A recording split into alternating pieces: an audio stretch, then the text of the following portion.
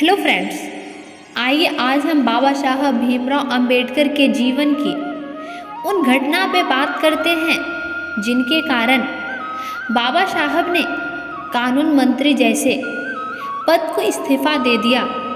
उन्होंने महिलाओं के उत्थान तथा उनके अधिकार के साथ साथ हर वर्गों के पीड़ितों के लिए अपना समस्त जीवन निछावर कर दिए। 15 अगस्त 1947 की सुबह हम आज़ाद थे और आज भी आज़ाद हैं, लेकिन भारत की आधी आबादी भारत की स्वतंत्रता के बाद भी कई रूढ़िवादी बंदिशों में कैद थी।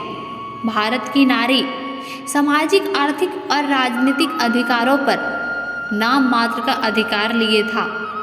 विकास के हर किले को फतह करने के लिए तत्पर थी। स्वतंत्रता के पहले और बाद भी महिलाओं को समाज में बराबरी का अधिकार दिलाने के लिए कई आंदोलन किए गए, लेकिन भारत की आधी आबादी के अधिकारों का कानूनी दस्तावेज तैयार भी किया।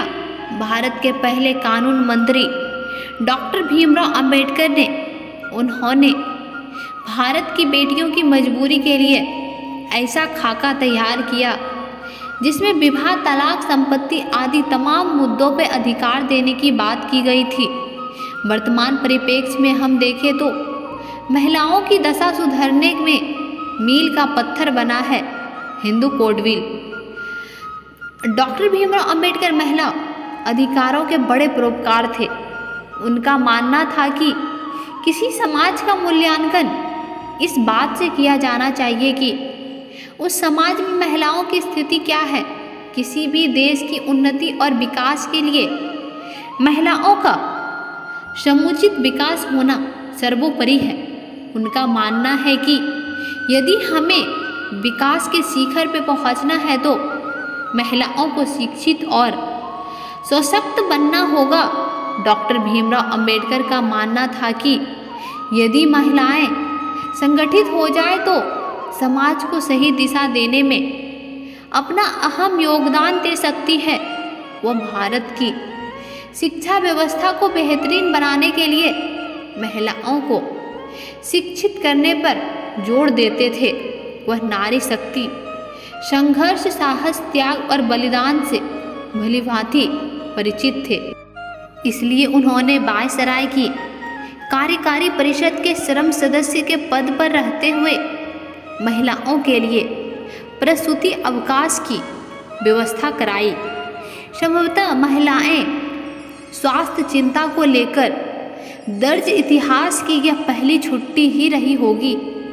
अंबेडकर बृहद चिंतन संविधान में सभी नागरिकों को समान अधिकार दिलाए जाने के साथ साथ महिलाओं की बराबरी के अधिकारों का भी वकालत करते थे, जिसके लिए उन्होंने सन 1951 में संसद में हिंदू कोड बिल पेश किया।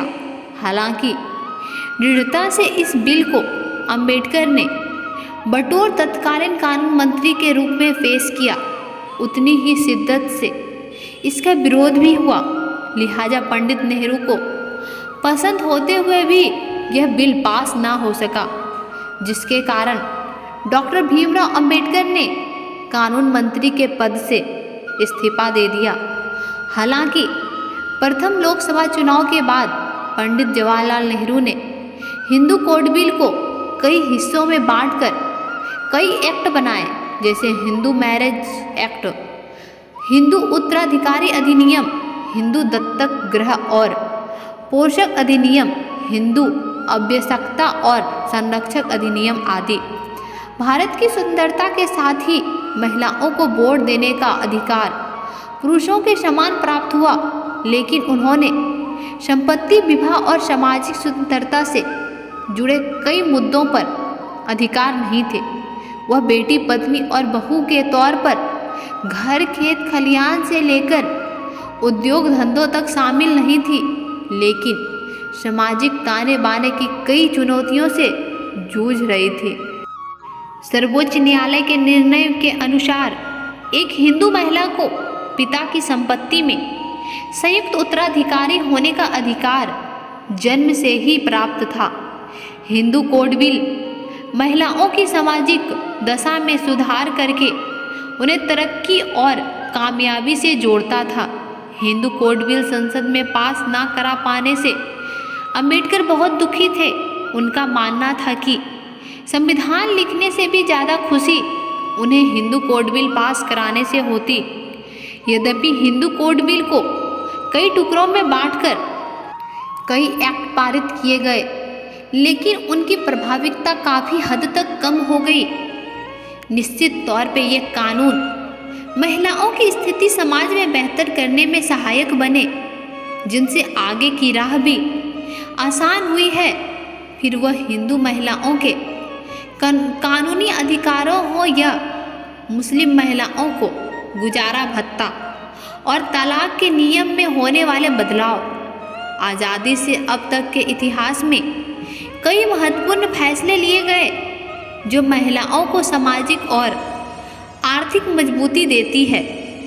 अभी हाल ही में 11 अगस्त 2020 को सर्वोच्च न्यायालय के द्वारा हिंदू उत्तराधिकारी अधिनियम 2005 की पुनः व्याख्या की गई, जिसमें सर्वोच्च न्यायालय के द्वारा अपने हालिया निर्णय में पुरुष उत्तराधिकारी के समान हिंदू महिलाओं को पैतृक संपत्ति में उत्तराधिकारी और सादाइक अधिकार का विस्तार किया गया है, जिसका संबंध हिंदू उत्तराधिकारी संशोधन अधिनियम 2005 से है। सर्वोच्च न्यायालय के निर्माण के अनुसार एक हिंदू महिला को पिता की संपत्ति में संयुक्त उत्तराधिकारी होने का अधिकार जन्म से ही प्राप्त है।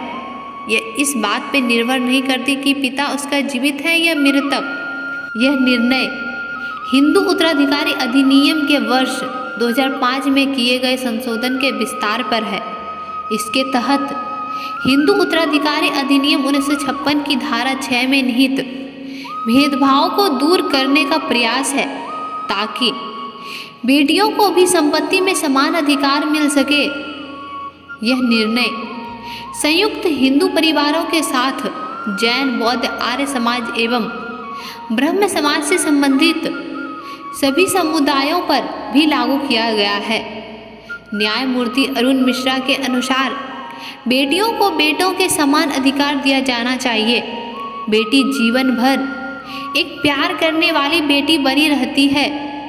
बेटी पूरे जीवन एक सादाइक बनी रहेगी, भले ही उसके पिता जीवित हो या मृत।